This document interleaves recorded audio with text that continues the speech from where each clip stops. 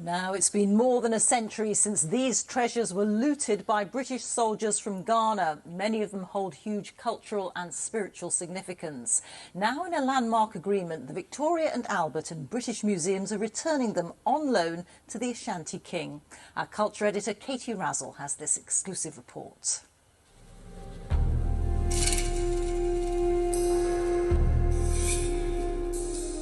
There is anger. People look at it in colonial terms. Looting of items, precious items belonging to people, items that they don't easily forget. Gold from the royal court of the Ashanti Kingdom, which was once one of Africa's most powerful states. These objects and many more were looted by British troops in the Ashanti capital Kumasi in 1874 during the Third Anglo-Ashanti War.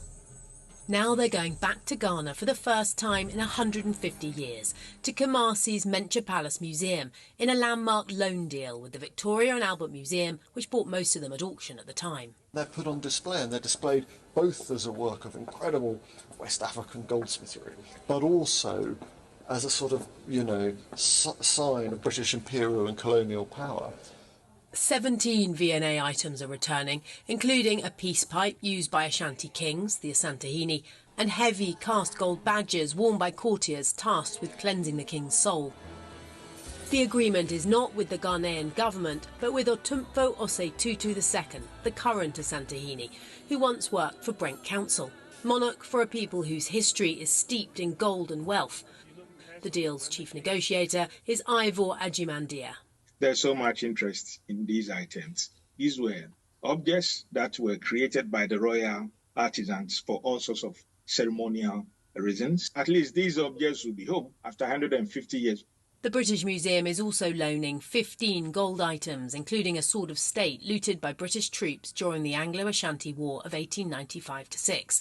British law bans some national institutions, including the British Museum and the V&A, from permanently returning objects. In giving a piece back, you're also giving back a missing piece of history. Nana Ofriata Ayim is a special advisor to Ghana's culture minister. She welcomes the loan deals with the Ashanti King. The Ghanaian government could not have agreed to the terms. The metaphor is, someone comes into your home and steals something from your house, keeps it in their house, and then, X amount of years later comes and says, I'm going to lend you your thing back. It doesn't make any sense. Those objects with origins in war, in looting, in military campaigns, we have a responsibility to the country's origins to think about how we can share those more fairly today.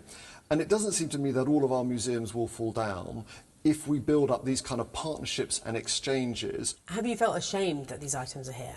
I don't feel ashamed they're here. I feel they're part of a history of British-Ghanaian interaction, some of which is around war, some of which is around slavery, some of which is an incredible creative Ghanaian diaspora in the UK today. The V&A insists this is not restitution by the back door. For Ghana, it's both a way forward and a way to bring the treasures back. Katie is with me. Could this